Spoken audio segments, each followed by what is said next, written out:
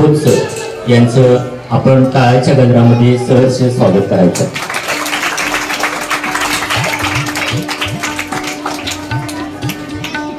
यानंतर आजचे प्रमुख उपस्थितीमध्ये सरपंच, उपसरपंच, कमिटी, आपली शाळा व्यवस्थापन कमिटी व गावातील प्रतिष्ठित सर्वांचा स्वागत आपल्या शाळेमार्फत होत आहे.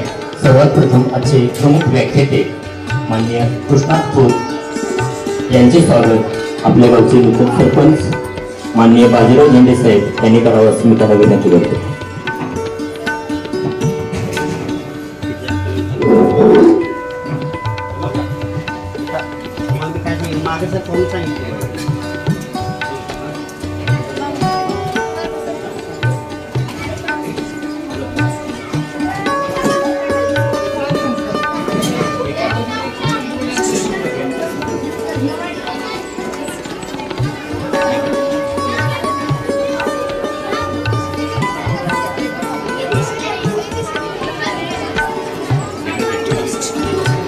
यानंतर या गावचे सरपंच मान्य श्री बाजीराव झेंडे यांचं स्वागत आमच्या शाळेचे मुख्याध्यापक सरपंच सर यांनी करावं असं मी त्यांना विनंती करतो. यानंतर सामाजिक कार्यकर्ते उदय चव्हाण साहेब यांचं स्वागत कुंभार सरांनी करावं असं मी त्यांना विनंती करतो. माननीय शहाजी पाडे सर नाट्यलेखक यांचं स्वागत कामत सरांनी करावं असं मी त्यांना विनंती करतो.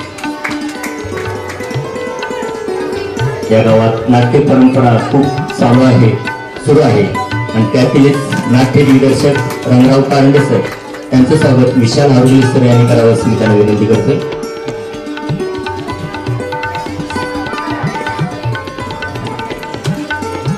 या गावच्या ग्रामपंचायत सदस्य तसेच आपल्या शाळा व्यवस्थापन कमिटी आणि सखी मंच तसेच विविध स्तरावरती नेहमी अग्रगण्य असणाऱ्या पुष्पा पाटील मॅडम यांचं स्वागत आमच्या शाळेच्या दोन्ही मॅडम रानबरी मॅडम आणि सातपुते मॅडम यांनी करावं असं मी त्यांना विनंती करतो.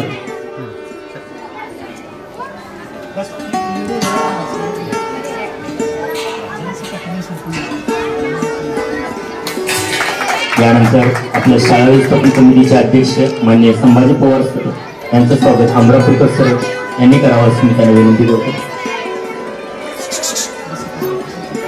अमरापूरकर सर, अहो अमरापूरकर सर, रांगोळी सरांनी करावं असं मी त्यांना विनंती करतो.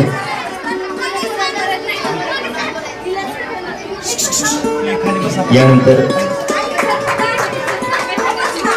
शाळा व्यवस्थापन समितीचे उपाध्यक्ष दीपक चव्हाण सर यांचं स्वागत अमरापूरकर सर यांनी करावं असं मी त्यांना विनंती करतो. यानंतर शाळा व्यवस्थापन समितीचे सदस्य शहाजी बोळावी साहेब यांचं स्वागत संजय कुंभार सर यांनी करावं असं मी त्यांना विनंती करतोय.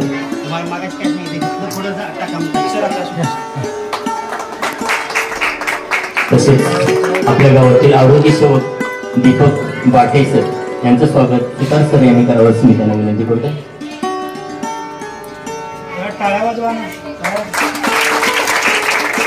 यानंतर आपल्या गावचे प्रतिष्ठित नागरिक आणि आपल्या प्रत्येक कार्यक्रमास मदत असणारे आनंद पाटील आबा यांचं स्वागत आपल्या शाळेचे मुख्याध्यापक घरपणकर सर यांनी करावं असं मी त्यांना विनंती करतोय.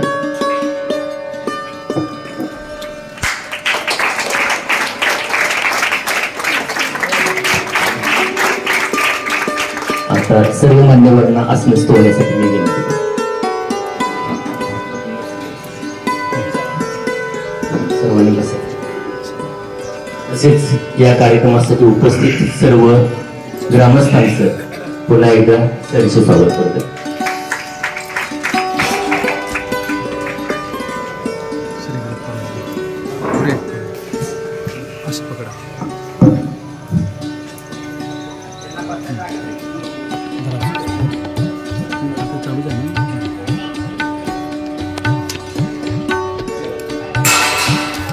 धन्यवाद सर.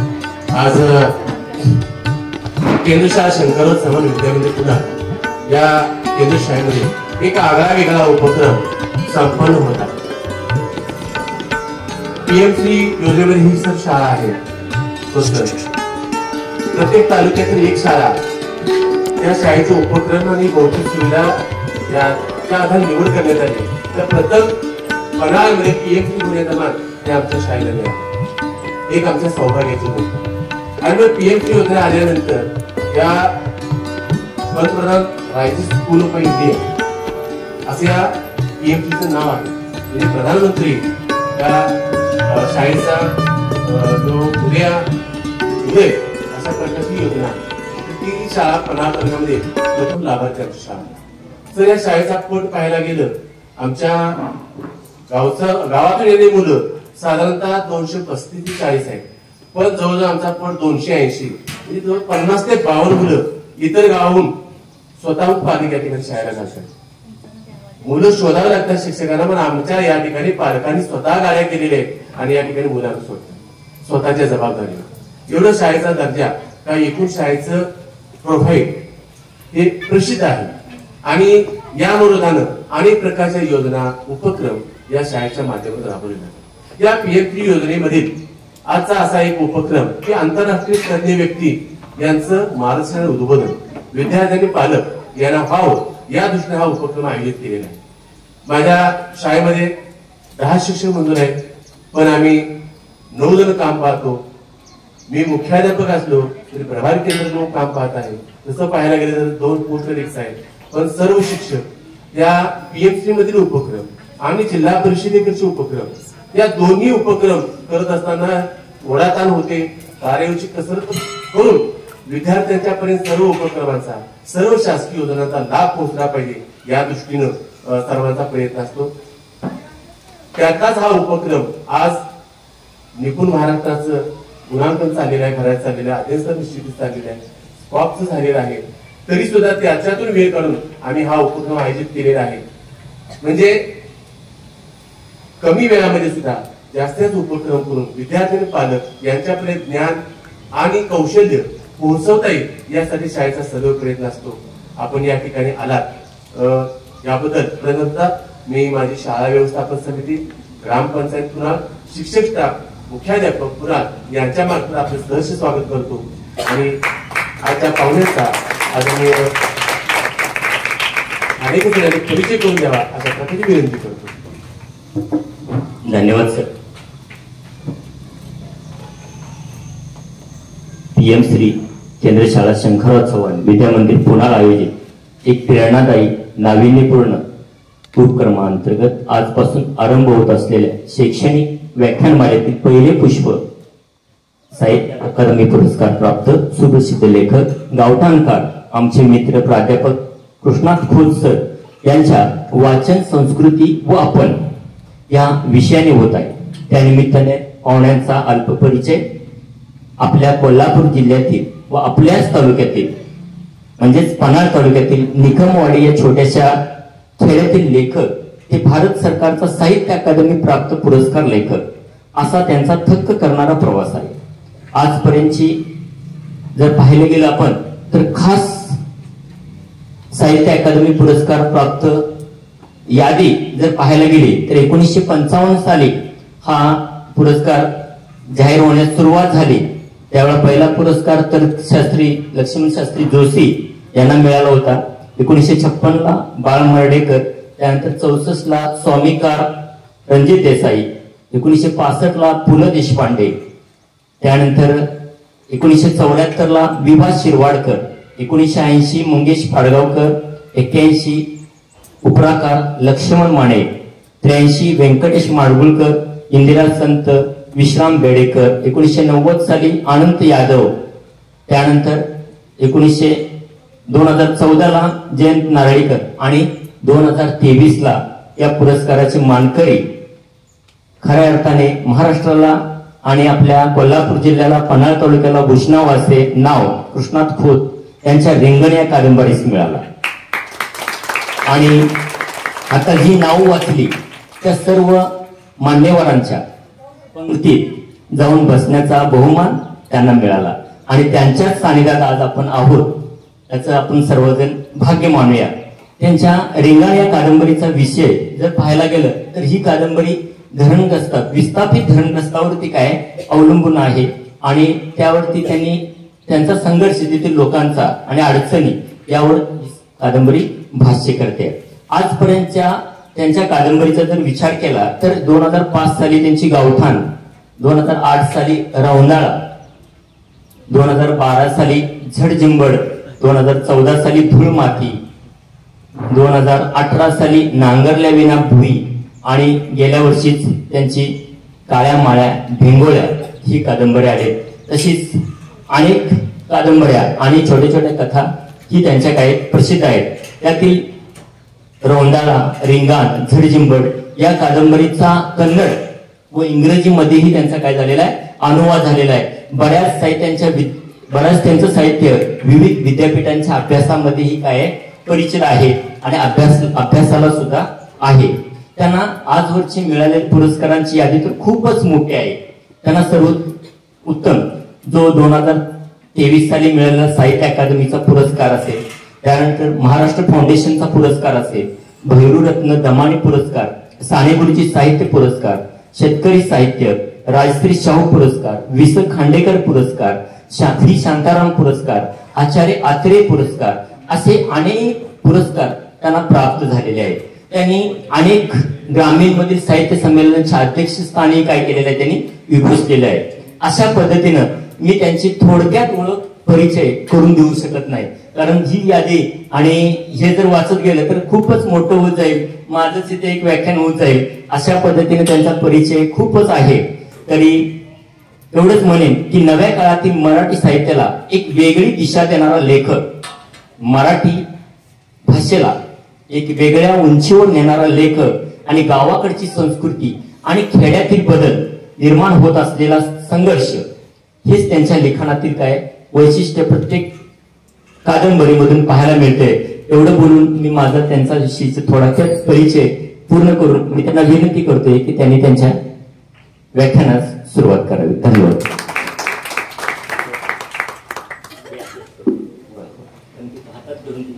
असू दे की कुठला चांगला चालला सर असू देतो आता जरा बराच दिसतो.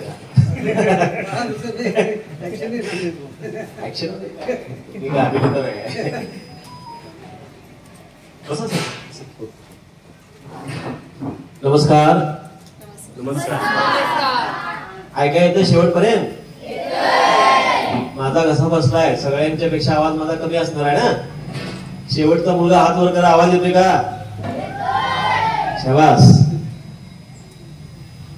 या गावचे असणारे प्रथम नागरिक, या शाळेचे असणारे मुख्याध्यापक आणि या शाळेमध्ये जो सर्व शिक्षक वृंद आहे तो माझा सगळा परिचित आहे. या कार्यक्रमानिमित्त असणारी तुमची शाळा समिती, शाळा व्यवस्थापन समिती, या कार्यक्रमाला असणारे काही मोजके पालक, या कार्यक्रमाला विशेषतः मला वाटते 5वी 6वी 7वीचे विद्यार्थी, या गावातले असणारे आणि अतिशय ग्रामीण नाटक लिहिणारे आमचे मित्र शहाजी बाळे, सातत्यानं प्रत्येक वर्षी नाटक व्यासपीठावर आलं पाहिजे, स्टेजवर आलं पाहिजे असा अट्टहास करणारे आबा आणि रंगराव कारंडे, ही सगळी परिचित आहेत. मी जाता येता किमान ह्या माणसांना कुठंतरी भेटत असेल आणि निश्चितपणे मला असं वाटतंय की मी या परिसरामध्ये 93 पासून या परिसरामध्ये सातत्यानं वावरत आहे. 1993 ला कळी कॉलेज आणि हायस्कूलकडे मी आलो. गरपणकर सर त्यावेळी मला वाटते सुळ्याला होते आणि माझं पहिलं व्याख्यान गरपणकर सरांनी सुळ्यामध्ये अरेंज केलं होतं. त्यावेळी मी लिहित नव्हतो, म्हणजे मी बोलायला शिकलो हे गरपणकर सर त्याला साक्षीदार आहेत आणि हे त्यांच्या पाठीमागे आहेत असं मला वाटतं नेहमी, कारण त्यांच्या शाळेमध्ये माझं पहिलं व्याख्यान झालं. आणि एकच अशी वडील वर्ग मला वाटते पाऊस लागत होता आणि त्या पावसामध्ये आम्ही गेलो होतो. मला ते आठवलं, मला वाटते आपले मित्र तुमचे आयरेकर आणि तुम्ही दोघं त्या ठिकाणी. गरपणकर सर आमच्या शाळेचे विद्यार्थी आहेत. म्हणजे मला अजूनही आठवते की ग्रहण होतं, ग्रहण, आणि त्या ग्रहणा दिवशी प्रॅक्टिकल द्यायचं होतं आमच्या शिक्षकांना. आणि त्या ग्रहणाच्या वेळी घरपणकर सरांच्या असणारी मिसेस, ती पण शिक्षिका, आणि ही 93ची गोष्ट आहे, लक्षात घ्या. अजूनही आपण त्यामध्ये अडकलोय.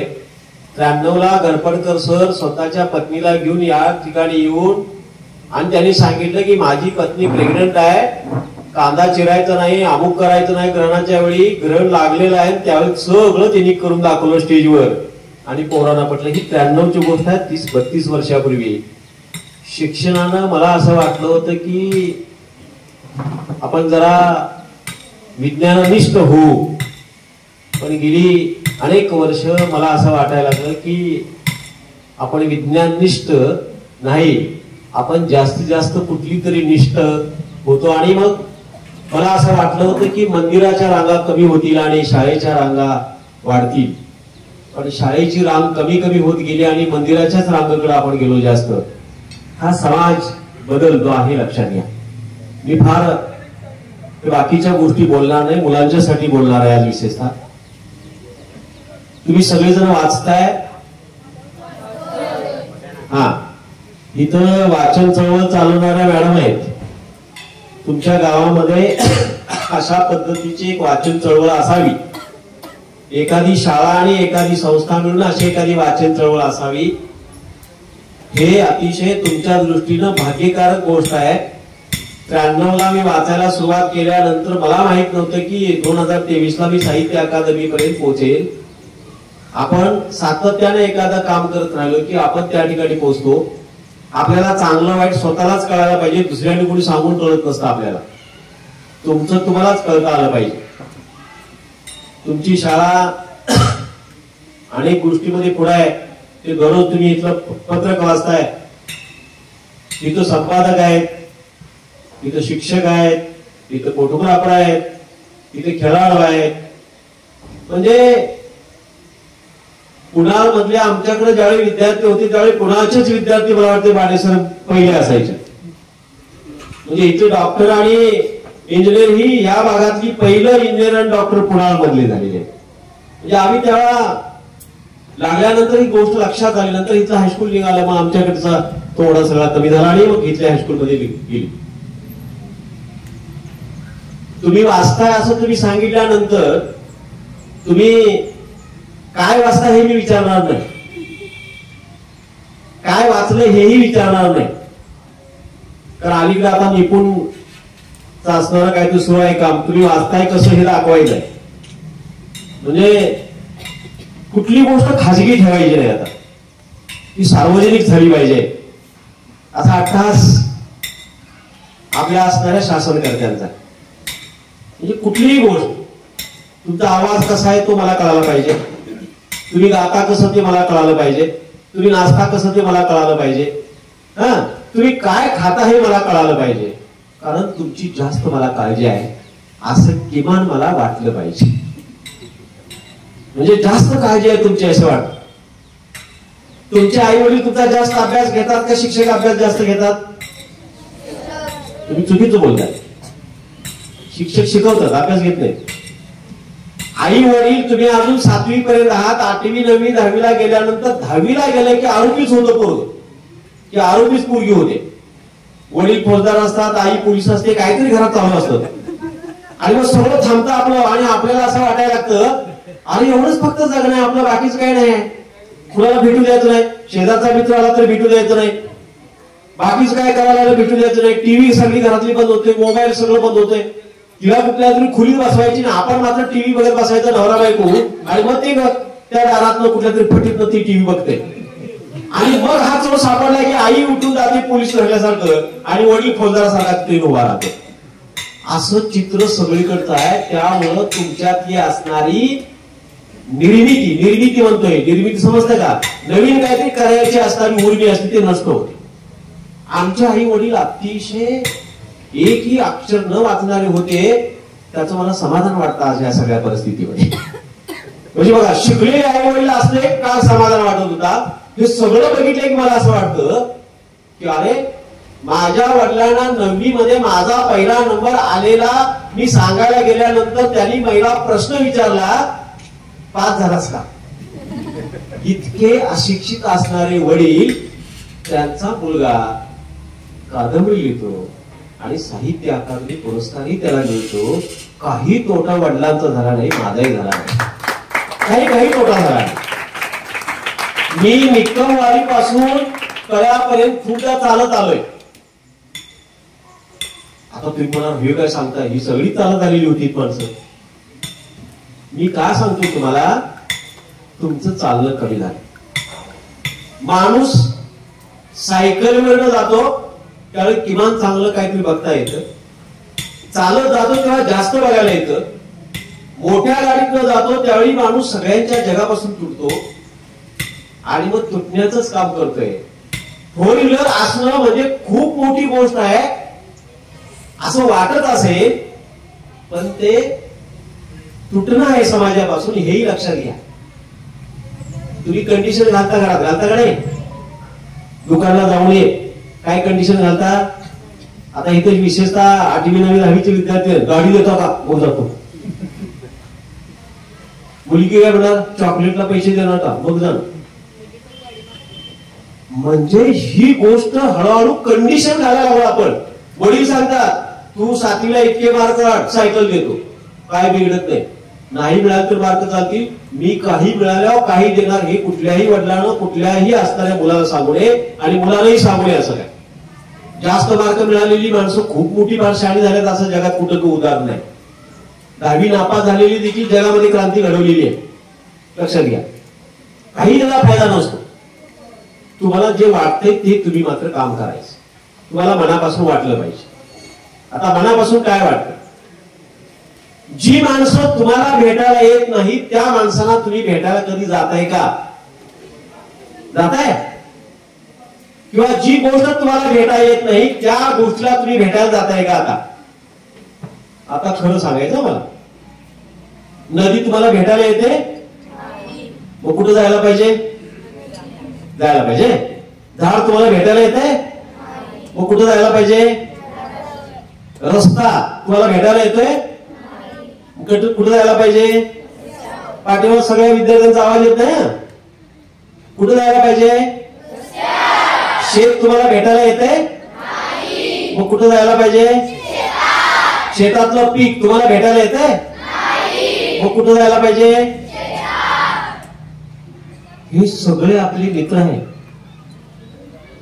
पाहुणा आपल्याला भेटायला येतो, काय येतो?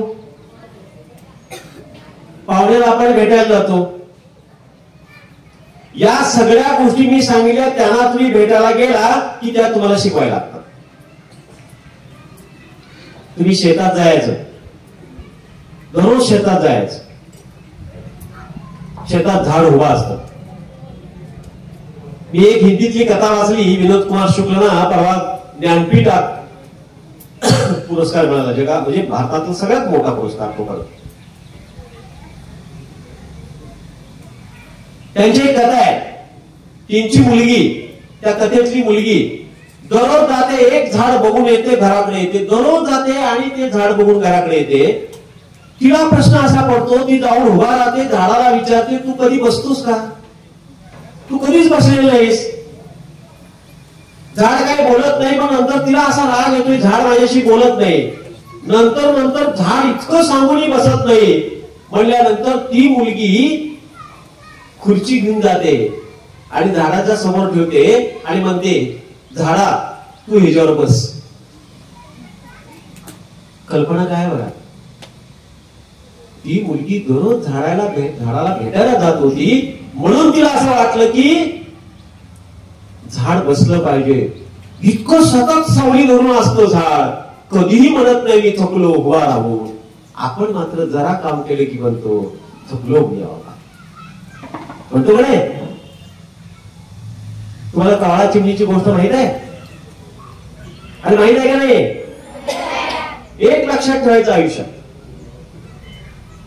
जे माहित आहे ते माहित आहे म्हणून सांगायचं, जे माहित नाही ते धडधडी सांगायचं नाही. मला मी आजही मला असंख्य गोष्टी माहित नाहीत, मी सांगतो मला माहित नाही बाबा.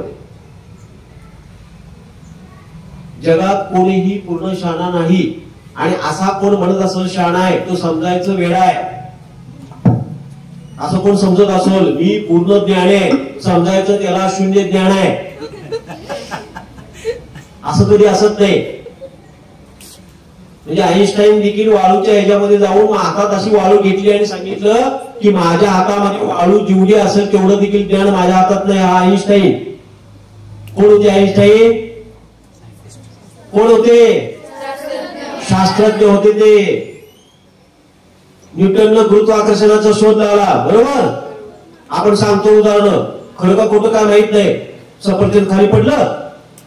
एकदा न्यूटन बसले होते तिथं आणि मग सफरचंद खाली पडलं आणि खाली पडलं. त्याला विचार आला हे खालीच कसं पडलं, वर कसं गेलं नाही. आणि मग त्यानं गुरुत्वाकर्षणाचा शोध लावला. त्या सफरचंदाच्या झाडाखाली न्यूटनच्या अगोदर कोणच इथलं गेलं नव्हतं. गेलं होतं का नव्हतं? अरे गेलं असेल का नसेल सांगा ना. गेलं असेल पण त्यांना दिसलं का? म्हणून झाड दररोज बघणारा माणूस पाहिजे तर कधीतरी शोध लागेल. रस्त्यावर कोण कोण दिसत आहे ते बघत बघत बघत गेलो की रस्त्यावर कोण माणसं कशी जगतात ते लक्षात येईल. मग आपल्या लक्षात यायला लागतं अरे माणसं कशी जगतात, मी कसा जगतोय. शेतामध्ये कोणती पिकं कधी उगवतात, कशी उगवतात हे बघितल्यानंतर लक्षात येतं. आणि मग माझ्या शेतामध्ये किंवा माझ्या परिसरामध्ये काय काय पिकतं हे मला माहित पाहिजे. तसं तुम्हाला काही माहित नाही सांगावं मला माहित नाही. आपल्या आईला विचारावं, वडिलांना विचारावं, आजीला विचारावं, हे सगळ्यांना विचारावं. मी तुम्हाला विचारलंय कावळा चिमणीची गोष्ट माहित आहे का नाही? बरं आता मला मी ऐकणार, तुम्ही सांगायचे बरं का. आता तुम्ही वाचलेलं नाही, मी सांगणार मी कुठं वाचली ती. काय होतं मग कावळा कसलं, कावळ्याचं घर कसलं होतं? मोठ्यानं म्हणायचं.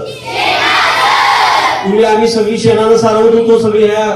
तुम्ही आता फरशी बसलाय. आम्ही मातीत बसायला देखील आम्हाला खूप आवडायचं. तुम्हाला फरशी बसवलं तरी देखील टाकायला लागतं बसायला.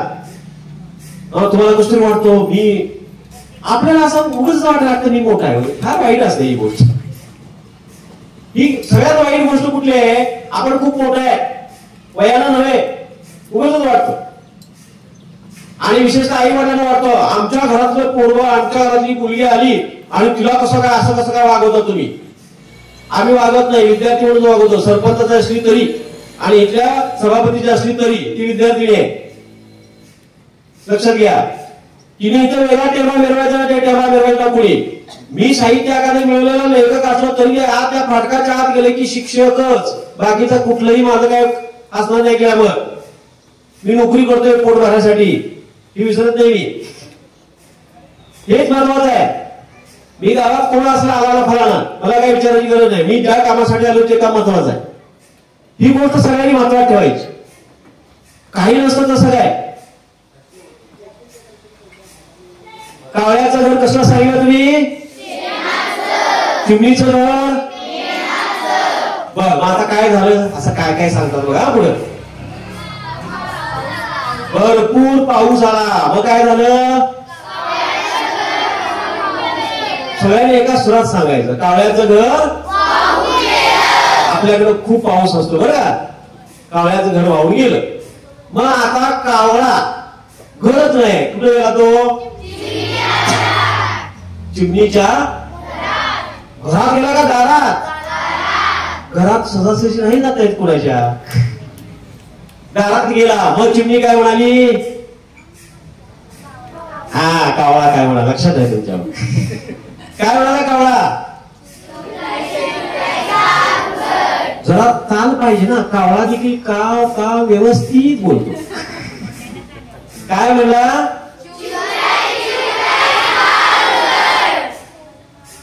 मग चिवताई काय म्हणाले? थांब माझ्या बाळाला. मग कावळा काय म्हणाला? परत म्हणतोय चिवताई चिवताई. ती काय म्हणते? आंघोळ नंतर काय असते? अशी भिजलेली कपडे घालून टाको. काय करायचं त्यानंतर? काय बघताय तुम्ही मग घरात? मला तुम्ही सांगा की तुम्ही ज्यावेळी आंघोळ केल्यानंतर लगेच कपडे घालता? काय करता? आंघोळ केल्यानंतर कपडे पुसता का नाही? अंग पुसता? अरे अंग पुसता बोला ना तुम्ही. चिवताई काय म्हणेल? तुम्ही पोषणात खालाय ना, मी काय खाल्लेलं नाही. बघा गमदाई. त्यानंतर पण कावळा म्हणतोय चिवताई चिवताई. मग पुढं काय म्हणते चिमणी? त्याच्या अगोदर काय? कपडे घालायचे. अंग पुसल्यानंतर काय होतंय? आता पिशव्यात नाही दप्तर मध्ये आहे पावडरचे. हे सगळं आपलं आहे का नाही? सगळं आहे. आम्हाला हे पावडर बिवडर अजून माहित नाही, पण तुम्हाला सगळं माहित आहे. ते पोटाला लावायचं, त्याला लावायचं, त्याला लावायचं, सगळं एकमेकला देता तुम्ही? देताय का नाही? पावडर असते का नाही? मग काय म्हणते चिवताई? काय म्हणते? थांब बाबा माझ्या बाळाला. तुम्ही विसरता, लक्षात ठेवा बरं का. पावडर लावली, परत कावळा म्हणतोय. मग चिवताई चिवताई. नंतर काय? मग कपडे घालते. आता बाळा जरा कपडे घालून सजलं पावडर बिडर लावून. मग आता कावळा म्हणतो दार उघडील आता. मग काय म्हणते चिवताई? माझ्या बाळाला तीट लावते. तीट तुम्हाला माहित नाही ते आता की असं दृष्ट लागू नये माझ्या बाळाला, म्हणून असं काळ इथं लावायचं आणि मग मी बाळ दाखवणार. काजळ पण त्या काळा इथे नुसतं असं डाग लावला. तीट लावते झालं. नंतर मग खाऊ मारते. आता कावळ्याला काय दार ती उघडत नाही. सातत्याने हे सगळं सांगत सांगत सांगत पाऊस उघडला तो. आता हे झालं पाऊस पडल्यावर. ही कथा आहे इसवी सन 12व्या शतकामध्ये लीळा चरित्र नावाचा एक ग्रंथ माहीम भट्टाने लिहिला. त्या माहीम भट्टांच्या लीळा चरित्रातली एक लीळा हा दृष्टांत कथा आहे. आता बघा, तुमच्या वडिलांनी, तुमच्या आजीनं, तुमच्या पणजीनं हे काही वाचलेलं नाही. तुम्हीही कुठेही वाचलेलं नाही. पण तुम्हाला कुणीतरी सांगितले. आता तुम्ही मला सांगितलं, आणखी कुणाला तरी सांगताय. हे लीळा चरित्रातलं लिहिलेलं एक. आता पाऊस कायमच पडतो ही गोष्ट जरा उलटी करून बघायची ना. पाऊस पडला नाही, प्रचंड ऊन पडलं. चिमणीचं घर कसलाय? मग काय होणार? मेन काय होणार? मेन होतं विजाणार. आणि मग कोण उघड्यावर येणार आता? मग चिमणी कुठे जाणार? ती काय म्हणणार? आता कावळा काय म्हणणार? बोला की आता. कावळा काय म्हणणार? थांब बाबा माझ्या बाळाला आंघोळ घालतो असा कावळा कसा म्हणेल तिला? आणि म्हणेल काय? मुलीने सांगायचं का? म्हणणार नाही. चिवताई चिवताई थांब माझ्या बाळाला मी आंघोळ घालते किंवा घालतो असा कावळा चिवताईला सांगेल का नाही?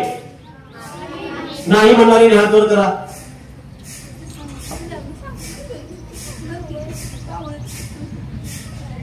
आणि म्हणणार आहे असा कावळा म्हणेल असं म्हणणारे हात वर करा.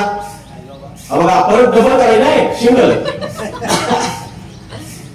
हा, ही सगळी जी मुलं आहेत ही मुलं आधुनिक आहेत समजतो मी. हात खाली करा, सांगतो मी तुम्हाला. आता सांगतो तुम्हाला, तुमच्याकडे राणभरे मॅडम आहेत, आमच्या मॅडम सर्व्हिस करतात, ठाणे सरांच्या मॅडम सर्व्हिस करतात, गणपत सरांच्या मॅडम सर्व्हिस करतात, ह्या मॅडम यांचे मिस्टर देखील वकील करतात, हे देखील वकिली करतायत. आता मला सांगायचं, आम्ही सर्व्हिसला नाही आणि आम्ही घरात आहे. आम्ही सर्व्हिसला नाही. उद्या मुलींच्या शिक्षणाचं प्रमाण वाढलंय, मुली चांगल्या शिकतायत, मुली चांगल्या डिग्री घेत आहेत आणि मुलं अशीच फिरतायत. आता ती चिवताई कशाला मुलांना सांभाळली, तिला का सांभाळावा? सांभाळायची जबाबदारी कुणाची आहे? कुणाची जबाबदारी आहे? मग कावळ्याची जबाबदारी आहे. अशी ही उलटी कथा लिहायला पाहिजे, आता द्यायला पाहिजे काय? आणि ही कथा आधुनिक आहे असा तुम्ही विचार करायला लागला की तुम्ही वाचायला लागला समजायचं. वाचून काय तर तुम्हाला लक्षात आले समजायचं. एकच सरळ सारखं आहे, तेच कोणतरी सांगते, मीच ते पुढे पुढे सांगणार आहे, अजिबात नाही. मी काय तू उलट असणार आहे, मी काय तू सुलट सांगणार आहे. हे ज्यावेळी तुमच्या मनात येईल त्यावेळी तुम्ही वाचायला लागलाय समजून तुम्ही, आणि हे तुमच्या लक्षात येत नाही तोपर्यंत तुम्ही वाचत नाही. माणसं बघताय तुम्ही, माणसांचे स्वभाव बघताय, प्राण्यांचे स्वभाव बघताय, पक्ष्यांचा स्वभाव बघताय, सभोवतीनं कुत्रे असतात, मांजर असतात, ही सगळी बघताय तुम्ही. ही बघितल्यानंतर देखील आपल्याला काहीतरी सुचतं. ते सुचलेलं तुम्हाला लिहिता आलं पाहिजे, ते सुचलेलं तुम्हाला चित्र काढता आलं पाहिजे, तो तुम्हाला आवाज काढता आला पाहिजे, तसं तुम्हाला बोलता आलं पाहिजे. मला वाटतं इथल्या सगळ्या मुलांची आई शेतात जाते का नाही? ज्याबरोबर कधी शेतात जात आहे, ती एकटी कधी शेतात असताना बघितले? एकटीच आहे ती. शेतामध्ये काहीतरी काम एकटी करायला लागलेली आहे आणि हळूच पाठीमागून तुम्ही जायचं. अशा स्त्रिया बघायच्या, त्या स्त्रिया बोलत असतात. जनावराला पाणी दाखवत असताना, म्हैशीला पाणी दाखवत असताना किंवा गाईला पाणी पाजत असताना देखील हे पुरुष किंवा स्त्रिया बोलत असतात. शेजाऱ्याला असा वाटायला लागतो, हा तरी एकटाच आहे किंवा ही तरी एकटीच आहे. कुणासंग बोलती? त्या म्हैशी संग बोलते. तुम्हाला म्हैशी संग बोलते? ज्ञानेश्वरच फक्त एकटा वेगळ्या संग बोलत नव्हता, तिथला सगळा पूर्वी समाज देखील तिथल्या प्राण्याशी बोलतो. लक्षात घ्या, हा त्याला मतीत अर्थ आहे.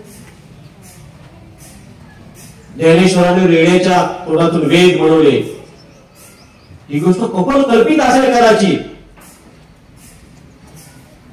तिथल्या झाडाशी संत बोलत होते, इथल्या पक्ष्याशी बोलत होते, इथल्या प्राण्यांशी बोलत होते. तुम्हाला देखील इथल्या प्राण्यांशी बोलता येते. म्हणून मी तुम्हाला पहिल्यांदा सांगितलं, तुमच्या घरात येते तेच फक्त मित्र नाही. तुम्ही ज्यांना ज्यांना भेटायला जाता, की ज्याला आपल्याला कधीच आपण भेटलेलं नाही, अशाला भेटायला तुम्ही जा. मी नेहमी सांगतो की मी माझ्या पायवाटल्या जेवढं शिकलो तेवढं शाळेत शिकलो. तुम्हाला गाडीवर सोडा लागतात इथं, पप्पा गाडीवर सोडा, तुम्ही चालत चला. तुमच्या शाळेतल्या असणाऱ्या गप्पा गोष्टी, तुम्ही नशिबवान आहात की जिल्हा परिषदेच्या शाळेत शिकतात. म्हणून नशिबवान यासाठी म्हणते बरं, कारण कोणत्याही असणाऱ्या इंग्लिश मीडियममध्ये किंवा कोणत्याही असणाऱ्या निवासी शाळेमध्ये अशा पद्धतीचं स्वातंत्र्य असत नाही. तिथं व्यक्तिमत्व पूर्णपणे साचेबंद केलं जातं. त्यांनी खुट्टी तयार केलेली आहे, त्यांनी खुट्टीचं रोल तयार केलेलं आहे, त्यात ते खुट्टी मारतात सगळी तशीच झेरॉक्स. तिथं प्रत्येक मूल वेगळं असणार आहे आणि प्रत्येक जण वेगळा विचार करायला पाहिजे. त्यातून डेटा जमा होतो. डेटा जास्त जमा असेल तर आपल्याला काहीतरी सांगता येईल. प्रत्येकाचा डेटा वेगळा असेल तर आपल्याला काहीतरी सांगता येतं. तुम्हाला गाणी आवडत असेल तर गाणी म्हणा, चित्र काढत असेल चित्र काढा. पण या सगळ्याचा रियाज एक आहे, वाचन नावाची गोष्ट रियाज आहे. लक्षात तुम्ही चांगलं चांगलं वाचायला लागला की तुम्हाला सुचायला लागतं हळूहळू. तुम्ही 100 कविता वाचल्या की तुम्हाला एक कविता सुचायला लागते. तुम्ही 100 कथा वाचल्या की एक कथा तुम्हाला सुचायला लागते. तुमच्या आसपासचं दिसायला लागतं, तुम्हाला तुमचे प्रसंग दिसायला लागतात. तुमच्या जगण्याचं नाटक, घरामध्ये प्रत्येकाचा एक नाटक असतो उभा. तुम्ही नुसतं सकाळपासून संध्याकाळपर्यंत नुसतं एक दैनंदिन एक दिवस सकाळपासून संध्याकाळपर्यंत लिहून काढा घरातला. तुम्ही उठल्यानंतर काय म्हणला, आई काय म्हणाल, वडील काय म्हणले, मग तुम्ही काय म्हणाल, तो भाऊ काय म्हणला, हे सगळं संध्याकाळी झोपेपर्यंत लिहून टाका, काढायचं. हे नाटक आहे. ती सगळी कथा आहे, तीच कादंबरी असते, तीच कविता असते. आणि शब्द संपत्ती वाढायला पाहिजे. तुम्हाला शब्द संपत्ती वाढवण्यासाठी काय काय करतो, तुम्हाला बैलगाडी माहितीच असणार नाही, मला वाटतं असणार आहे बैलगाडी आहे ना. त्या बैलगाडीला असणारे जे सगळे शब्द आहेत बैलगाडीच्या संबंधित किती शब्द आहेत माहित आहे का? कधीतरी एकदा लिहून काढा. 700 शब्द आहेत. 700. बैलगाडी एक नष्ट होणं, आपल्या गावातली बैलगाडी नष्ट होणं, बैलगाडी संपणं म्हणजे आपल्या मराठी भाषेतील 700 शब्द संपणं. तुम्हाला माहित असणार नाही. शेतकऱ्याचं एक झाड जाणं म्हणजे शेतकऱ्याचं काय काय जाणं असतं. झाड म्हणजे काय असतं मी तुम्हाला सांगितलं, झाडाला बघायचं. प्रत्येक झाडाची गावातली एखादी कथा असते, प्रत्येक ठिकाणाची कथा असते. त्या कथा दंतकथा म्हणून आपल्याला चालत येतात. प्रत्येक रस्त्याची कथा असते, प्रत्येक मुलाची एक कथा असते, प्रत्येक ठिकाणाची, प्रत्येक शेतातल्या एका ठिकाणाची कथा असते. त्या दंतकथा असतात. सगळ्या माहित पाहिजे आपल्याला आपल्या गावाच्या सभोवतीच्या. हे रहस्य आहे. ही रहस्य संपली आता, कारण स्मशानात देखील आपण घर बांधायला लागलो. हळूहळू संपत गेली तशी. एक झाड तोडलं, काय काय होतं झाडापासून रे? काय होतं? ऑक्सिजन मिळतो. ही शेवटची गोष्ट आहे. त्याच्या अगोदरची गोष्ट सांगा मला.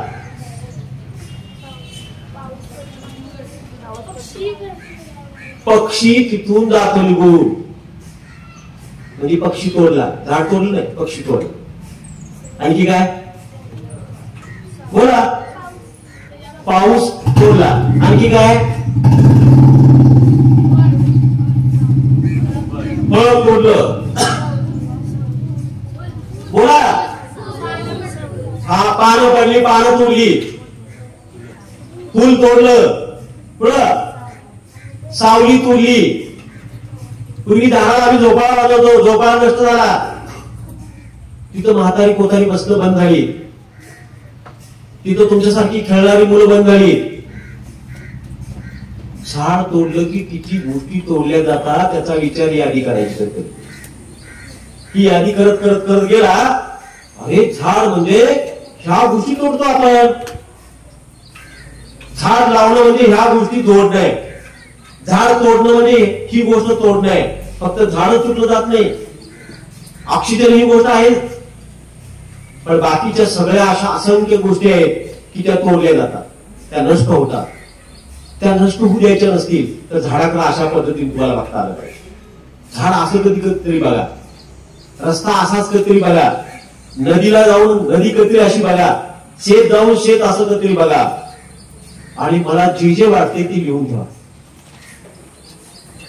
आपल्या ह्याचा कंटाळा खूप. सरांनी एक गृहपाठ डबल करला की काय राग येतो आपल्याला. वयाकडे आपण काय, ती सगळी इथं बसलेली माणसं आहेत ना, मार्जिन मध्ये लिहिलं होतं. मार्जिन आहे ना, नाही समाज असतो नाही, त्यामध्ये लिहायची. का तर वही मिळायची नाही, तीच वही घ्यायची, परत कोरी पानं काढायची, त्या कोऱ्या पाण्याची वही करायची. आता कोऱ्या वह्या तुमच्या पडलेल्या असतात, त्यात अशी एवढी मुलं शिकतील. आपण कधीही काही करत नाही. झाडावर निबंध लिहायला सांगितला आणि एका विद्यार्थिनीने सांगितलं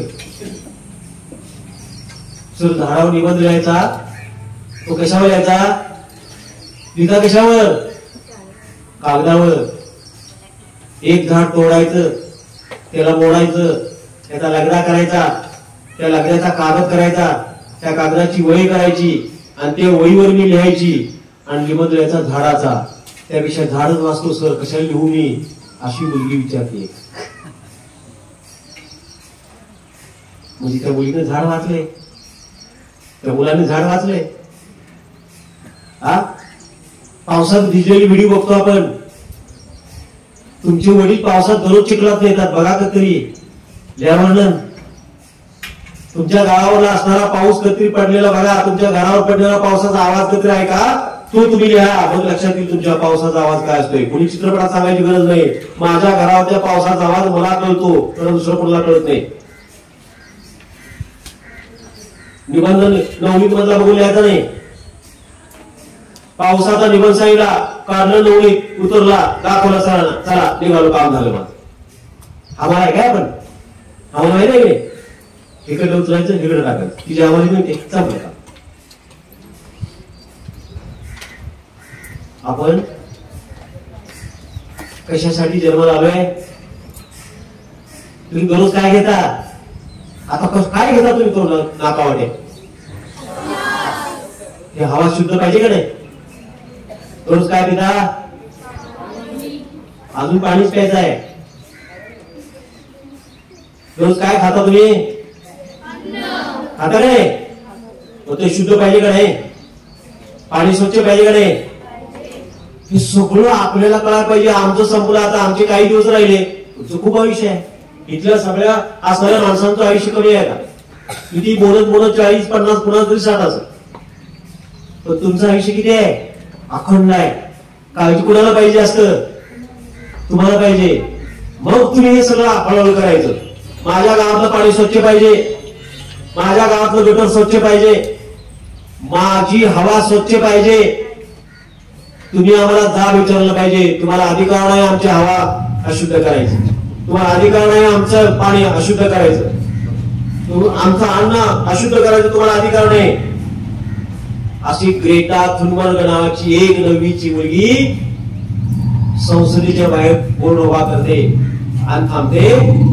जगामध्ये तिला फॉलोअर्स मिळतात आणि जगात तिचं नाव होतं ती ग्रेटा थुनबर्ग हिचं वाचा जरासं आणि वाचले की तुमच्या लक्षात येईल ती म्हणते ही पृथ्वी अंगण आहे पृथ्वी दिली आपल्याला आपण पाहुणे आलो इथं सगळीजण ही पृथ्वी नष्ट करायचा अधिकार आपल्याला नाही इथलं झाड नष्ट करायचा अधिकार आपल्याला नाही इथलं पाणी अशुद्ध करायचा आपल्याला अधिकार नाही हे वाचलं की कळतं बाळा लेखक हे सगळं वाचत असतो लेखक हे सगळं बघत असतो लेखकानं हे बघायचं असतं लेखक हेच लिहित असतो वेगवेगळ्या मार्गाने गावठांमध्ये एक प्रसंग आहे एक सगळं असं तुमच्या आता जंगल पेटवा लागली आसपासची असणारी सगळी पेटत बघा वणवा लागल्यानंतर त्यातली जी नायिका आहे ती नायिका अशी म्हणते ही सगळी निघाली पक्षी उडाले पण पक्ष्यांची घरटी त्यातली अंडी आणि त्यातली किडी त्यांचं काय नायिकेला प्रश्न पडतो ती जळून खाक झाली असते लहान लहान असणारी त्या जंगलामध्ये असणारी लहान लहान पक्षी लहान लहान प्राणी ती पळू शकणार नाही त्यांचं काय ते नष्ट होणार आहे म्हणून लक्षात ठेवा तुम्ही की ही गोष्ट आपल्याला लक्षात आली पाहिजे की आपण कोणत्या दृष्टीनं बघणार आहोत या सगळ्या कोणती दृष्टी ठेवून बघणार आहे आपल्या म्हणून मी तुम्हाला काळा चिमणीची गोष्ट का सांगितली तर तुमची दृष्टी बदलली पाहिजे आणि दृष्टी कधी बदलते चांगलं वाचलं की बदलते तुम्ही चांगलं बघायला शिका चांगलं ऐकायला शिका चांगलं ऐकायला बघायला आपण शिकायला लागलो की हळू चांगलं सुचायला लागतं तुमच्या विहिरीत पाणी पाहिजे तर ते घागरीती तुमची विहीर आहे आता तुमच्या डोक्यात काहीतरी पडलं पाहिजे तर चांगलं उगवेल बीज टाकलं नाही चांगलं तर उगवण्याची शक्यता 0 असते तुमच्या डोक्यात बीज चांगलं पडायचं असेल तर आपल्याला निश्चितच गोष्ट लक्षात येईल की आपण चांगलं वाचायला पाहिजे तुम्ही चांगली पुस्तकं वाचा, आवडेल ती गोष्ट करा. आई वडिलांना सांगा की मला हे आवडते, आवडेल ते चित्र काढा. तुम्ही लहान मुलांची चित्र कधी बघितले? एकदम लहान म्हणजे 3-4 वर्षाच्या मुलांचं चित्र काढायला सांगायचं.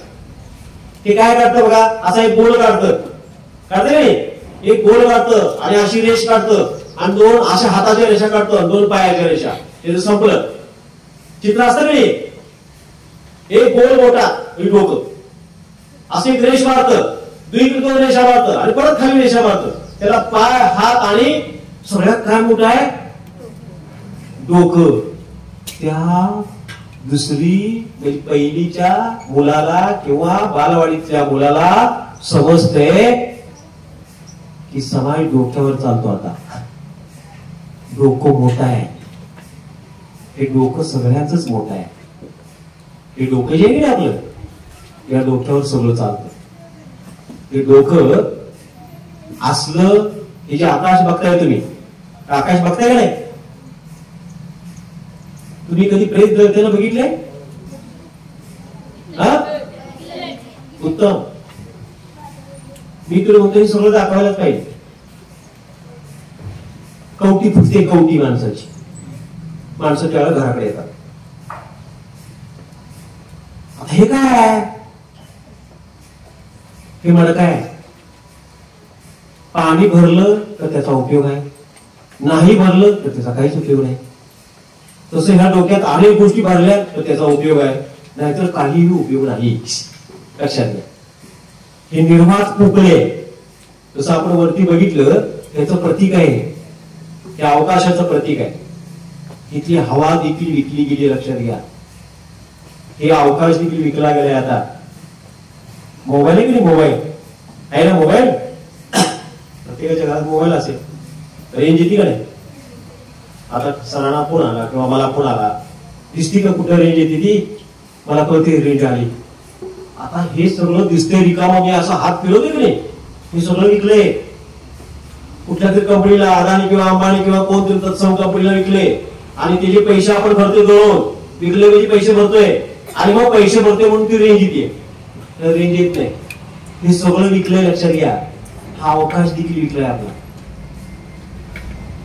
आता या अवकाशात मला काहीतरी हालचाल करायसाठी मला वाचायला पाहिजे आणि हा अवकाश विकू न देता मला कसं जगता येईल, माझा अवकाश जास्त जास्त कसा रिकामा राहील, इकडे लक्ष देण्यासाठी का असताना आपण वाचायला पाहिजे आणि सजग व्हायला पाहिजे. आपलं डोकं आपल्या धडावर असलं पाहिजे. दुसऱ्याचं सगळं खरं मानायचं नाही. तुम्ही रात्रीचं कोणाचं तरी घर बघितलंय का रे? कौलारू घर.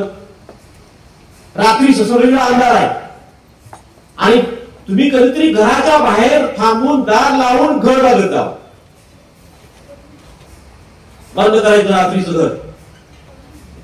आतली लाईट लावलेली आहे, अंधारात उभा राहायचं. सगळीकडे अंधार आहे. त्या फटीतनं काय दिसतं?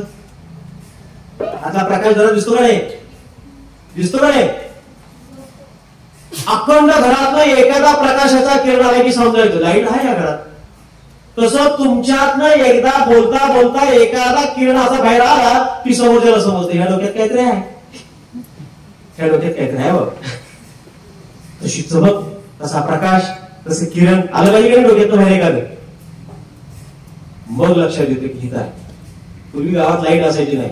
लागून असं कुठून तरी बघितलं की त्या घरातला उजेड दिसायचा आणि मग समजायचं ही घर जागा आहे. तसं तुमचं जागी पण बघायचं असेल तर तुमच्या डोक्यामधलं काहीतरी बाहेर असं पडलं पाहिजे, ते जागवणे. मग तुमचं चित्र असेल, तुमची कला असेल, तुमचं विचार असेल, कोणतीही गोष्ट असेल, ती विषय तुमची जागी व्हावी यासाठी हा उपक्रम आहे असं समजूया आपण. यासाठी आपण हा सगळा अट्टहास केलाय असं समजूया आपण. तुम्ही चांगल्या शाळेत शिकता, तुम्ही भाग्यवान आहात. मी ज्या ज्या मराठी शाळेमध्ये, प्राथमिक शाळेमध्ये म्हणतो मी, ज्या ज्या जातो त्या त्या शाळेमध्ये गेल्यानंतर मला आनंद होतो. कारण मला माझी शाळा आठवते. मी अजूनही जिल्हा परिषदेच्या शाळेवर प्रचंड मोठा विश्वास ठेवणारा माणूस आहे. जिल्हा परिषदेच्या शाळा टिकल्या पाहिजे याच्यावर माझा प्रचंड विश्वास आहे. कारण माझी मुलं जिल्हा परिषदेच्या शाळेत शिकली, मी जिल्हा परिषद शाळेत शिकलो. मी ज्या ज्या मुलांना सांगतो, ज्या ज्या पालकांना सांगतो, ज्या श्रीमंत पाहुण्यांना सांगतो की तुमची मुलं सगळ्यांची जिल्हा परिषद शाळा शिकली पाहिजे.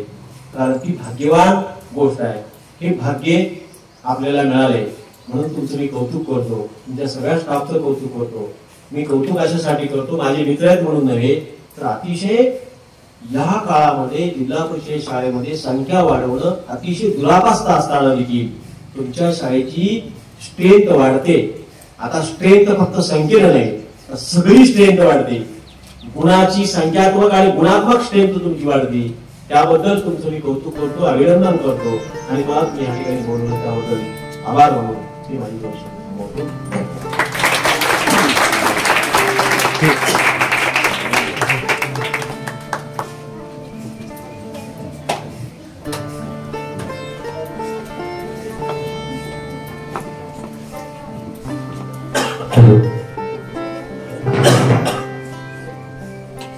या ठिकाणी तब्बल 1.5 तास आपण आपल्याच माणसाचं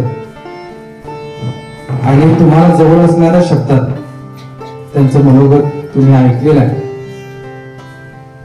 जिथं पिकतं तिथं विकत नाही अशा पद्धतीची आपली अवस्था. कारण मला ठाणे, रायगड, अमरावती इथून फोन आले मित्रांचे की मला ते सर उपलब्ध होतील, आमच्या शाळेसाठी उपलब्ध होतील का विचारा. पण अंतराचा आणि त्यांच्या व्यस्त दिनक्रमाचा विचार केला तर मी त्यांना विनंती करू शकलो नाही. तर इतकी मोठी माणसं आपल्या आसपास असतात आणि त्यांचं मार्गदर्शन आपल्याला लाभतं हा अगदी मणिकांचन योग म्हटला तरी केव्हा अवघड ठरणार नाही. आपल्या शाळेमध्ये पीएमश्री अंतर्गत वेगवेगळ्या उपक्रमामध्ये पीएमश्री व्याख्यानमाला आणि या व्याख्यानमालेचं पहिलं पुष्प आदरणीय साहित्यिक खोत सर यांनी अत्यंत चांगल्या पद्धतीनं गुंफलेलं आहे.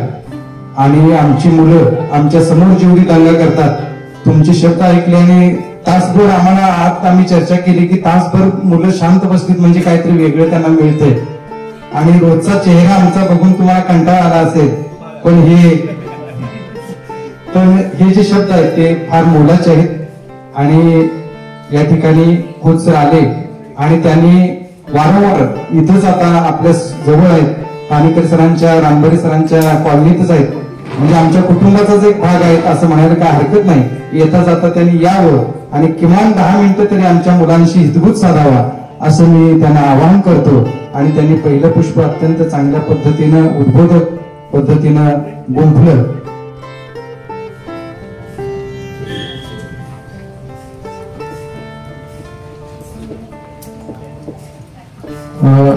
आता पीएमसी उपक्रमाचा दुसरा उपक्रम आरोग्य शिबिर आपल्या शाळेमध्ये होत आहे. तर गुरव मंडपवाले श्रीरंग गुरव यांना मी खोत सरांना विनंती करतो की त्यांनी पुष्प देऊन त्यांचे धन्यवाद मानायचे.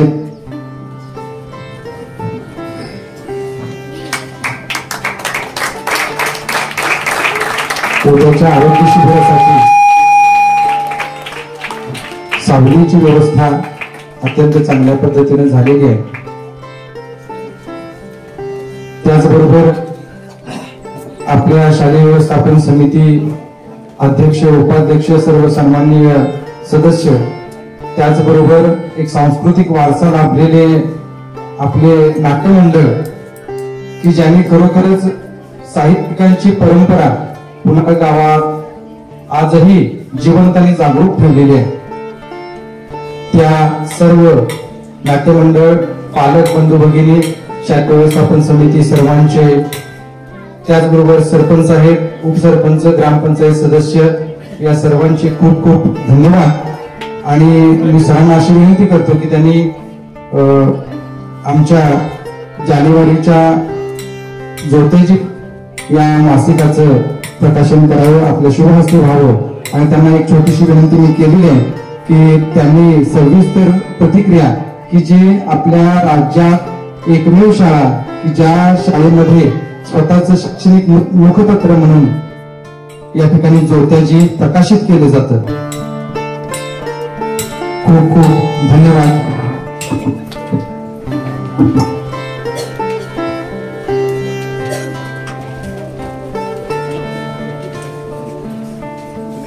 नक्की